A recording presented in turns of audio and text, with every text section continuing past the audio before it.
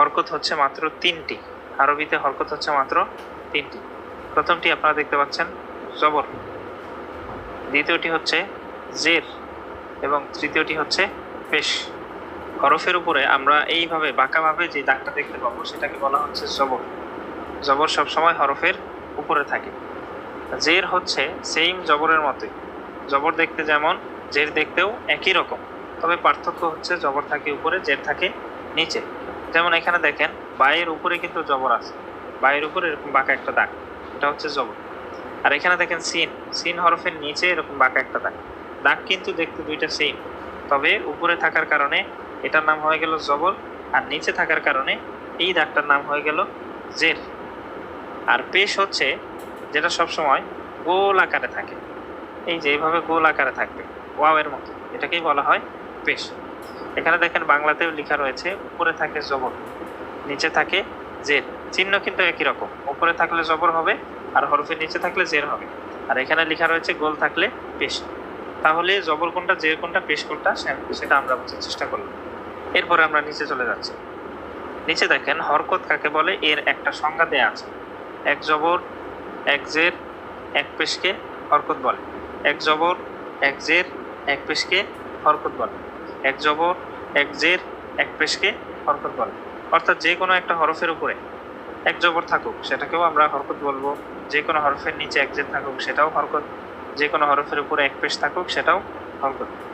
এখন হরকত হিসেবে কেন চিনতে হবে, হরকত হিসেবে চেনাটা এত জরুরি কেন? জরুরি হলো এই কারণে যে হরকতের উচ্চারণ সবসময় তাড়াতাড়ি করতে হয়। হরকতের উচ্চারণ সবসময় কিভাবে করতে হয়? তাড়াতাড়ি করতে হয়। যদি কেউ বা জবর বা এভাবে টান দিয়ে পড়ে ফেলে তাহলে তার পড়াটা গলত হবে, ভুল হবে। তো এই কারণেই আমরা হরকত করছি। হরকত কাকে বলে? এক জবর এক জের এক পেশকে হরকত বলে। আর হরকত হলে আমাদের করণীয় কি? হরকত হলে আমাদের করণীয় হচ্ছে তাড়াতাড়ি পড়া। হরকতের উচ্চারণ সবসময় তাড়াতাড়ি করতে হয়। এরপরে দেখেন 2 নম্বরে যে কথাটা রয়েছে সেটা হলো আলিফে হরকত তানবিন জজম তাসদিদ থাকলে ওই আলিফকে হামজা বলে। আলিফে হরকত তানবিন জজম তাসদিদ থাকলে ওই আলিফকে হামজা বলে। দেখেন এখানে সাইডে আমরা একটা আলিফ লিখলাম, এই হরফটার নাম কি? আলিফ। কিন্তু এখানে বলা হচ্ছে যে আলিফে হরকত, হরকত মানে এক জবর এক জের এক পেশ। এখানে দেখেন আমরা একটা এক জবর দিলাম, তাহলে এই আলিফটাকে কিন্তু আমরা আর আলিফ বলতে পারবো না। কি বলবো? এই যে দেখেন এখানে লেখা আছে ওই আলিফকে হামজা বলে। কি বলতে হবে আমাদের? হামজা বলতে হবে। আমরা আগে বলতাম আলিফ, এখন বলবো কি? হামজা। আমরা আলিফ জবর আ না বলে কি বলবো? হামজা জবর আ। এটা আমরা সামনে আরো দেখবো, এখন জাস্ট শুধু আমরা মনে রাখার চেষ্টা করি। আলিফে হরকত মানে জবর জের পেশ, তানবিন জজম তাসদিদ থাকলে ওই আলিফকে হামজা বলে। মানে আলিফের উপর যখনই কোনো একটা কিছু চলে আসবে, আলিফটা খালি থাকলো না, আলিফের সাথে কোনো একটা কিছু আছে, হয়তো আলিফের সাথে জবর, অথবা আলিফের নিচে জের, অথবা আলিফের উপর পেশ, অথবা আলিফের উপর জজম হয়েছে, অথবা আলিফের উপর তাসদিদ হয়েছে। এরকম আলিফের উপর যেটাই হোক না কেন, আলিফের সাথে যদি কোনো কিছু থাকে উপরে হোক বা নিচে, তখন ওই আলিফকে আমরা আলিফ বলবো না, তখন সেটাকে আমরা হামজা হিসেবে ধরবো, সেটাকে আমরা হামজা বলবো ইনশাআল্লাহ। আর আমরা জানি হামজার যে উচ্চারণ আলিফের উচ্চারণ কিন্তু এক। হামজা জবর আ, আলিফ জবর আ, উচ্চারণ কিন্তু পার্থক্য হচ্ছে না, অথবা উচ্চারণ চেঞ্জ হচ্ছে না, বাট এটাকে আমরা নামটা চেঞ্জ করে দিচ্ছি, আলিফকে আমরা তখন হামজা বলছি। আমরা নিচে চলে যাচ্ছি। এখানে লেখা আছে হরকত বিশিষ্ট হরফ পড়ার নিয়ম, মানে যখন কোনো হরফের উপর হরকত থাকবে, হরকত মানে হচ্ছে এক জবর এক জের এক পেশ। আমরা কিন্তু সেটা খুব ভালোভাবে মুখস্থ করে নিতে হবে হরকত কাকে বলে। এক জবর এক জের এক পেশকে হরকত বলে। হরকতের উচ্চারণ তাড়াতাড়ি করতে হয়, এটা কিন্তু আমাদের মুখস্থ থাকা জরুরি, মুখস্থ থাকতে হবে। আমার সাথে সাথে সবাই পড়ুন, আমি মুখস্থ করিয়ে দিচ্ছি, আমার সাথে সাথে পড়লে ইনশাআল্লাহ হয়ে যাবে। এক জবর এক জের এক পেশকে হরকত বলে, হরকতের উচ্চারণ তাড়াতাড়ি করতে হয়। এক জবর এক জের এক পেশকে হরকত বলে, হরকতের উচ্চারণ তাড়াতাড়ি করতে হয়। এক জবর এক জের এক পেশকে হরকত বলে, হরকতের উচ্চারণ তাড়াতাড়ি করতে হয়। এখানে লেখা আছে হরকত বিশিষ্ট হরফ পড়ার নিয়ম, মানে হরকত বিশিষ্ট হরফ আমরা কিভাবে পড়ব।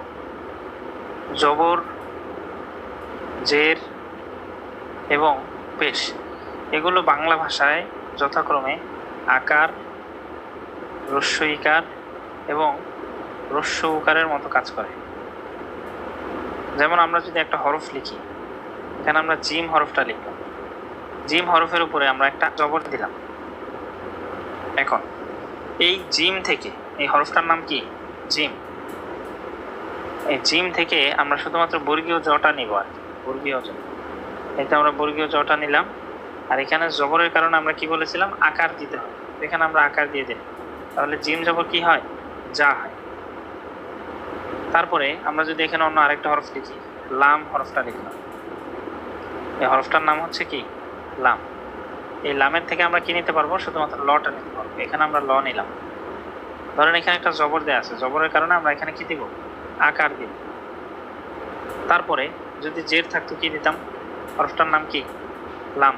এই লামের থেকে আমরা কি নিব, শুধুমাত্র লটা নিব। এই তো ল নিলাম, জেরের কারণে আমরা কি দিব, একটা রস্যইকার দিব। জবরটা আকারের মতো কাজ করছে, জেরটা রস্যইকারের মতো কাজ করছে। আর যখন পেশ থাকবে, পেশটা হলো রস্যইকারের মতো কাজ করবে। তো এখানে লামের থেকে আমরা শুধুমাত্র লটা নিলাম। পেশের কারণে আমরা কি দিব, এখানে একটা রস্যইকার যুক্ত করে দিব। তাহলে কি হলো, লাম পেশ লু। এই হলো জবর, জের এবং পেশের কনসেপ্ট। জবর হলে আমরা আকার দিব, জের হলে আমরা রস্যইকার দিব, পেশ হলে আমরা রস্যউকার দিব। আমরা যে বললাম জবর হলে আকার দিতে হয়, জবর হলে কি দিতে হয়, আকার দিতে হয়। তবে 8টা হরফ আছে যেই জায়গাগুলোতে আকার দেওয়া যাবে না। 8টা হরফ কি কি, প্রথম হচ্ছে সদে, এরপরে হচ্ছে বদে, এরপরে ক, এরপরে জ, এরপরে হ, এরপরে গইন, এরপরে কফ, এরপরে র। এই 8টা হরফে শুধুমাত্র আকার দেওয়া যাবে না। সদ জবর স, সদ জবর কি হবে, স হবে, আকার হবে না। আমরা জানি জবর থাকলে আকার হয়, কিন্তু এখানে আকার হবে না। দদ জবর দ, ত জবর ত, জ জবর জ, হ জবর হ, গইন জবর গ, কফ জবর ক, আর শেষে র জবর র। এই 8টা অক্ষরে আকার দেওয়া যাবে না। তবে এগুলো জের আর পেশ হলে তখন কিন্তু কোনো সমস্যা নেই। জের হলে আমরা জানি রস্যইকার দিতে হয়, পেশ হলে রস্যউকার দিতে হয়। শুধুমাত্র জবরের ক্ষেত্রে আমরা জানি জবর থাকলে আকার হয়, তবে এই 8টা অক্ষরে আমরা আকার দিতে পারবো না। এই 8টা অক্ষরে আমরা আকার দিতে পারবো না, এটা খেয়াল রাখতে হবে। অনেকে বলে গইন জবর গা, হ জবর খা, হ্যাঁ, তারপর সদ জবর সা, এরকম বলে। এটা বলা যাবে না। আমরা আবার কায়দায় ফিরে যাচ্ছি, সেখান থেকে আমরা বাকি পড়াগুলো দেখছি। এখানে একটা হরফ দেয়া আছে, হরফটার নাম হচ্ছে হা, আর হায়ের উপর জবর। এখানে বাংলায় লেখা আছে হা জবর হা, হা জবর হা। তারপরে এখানে বা হরফ দেয়া আছে, আর বায়ের উপরে জবর আছে, বা জবর বা, বা জবর বা।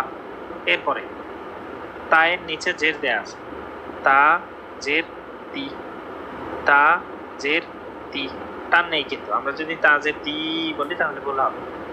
এরপরে সায়ের নিচে জের দেয়া আছে, সা জের সি, সা জের সি। এরপরে পেশের উদাহরণ এখানে দেয়া আছে, জিম পেশ। দেখেন জিমের উপরে কি আছে, পেশ আছে। আমরা প্রথমে জিম হরফটা করব, তারপরে পেশ করব।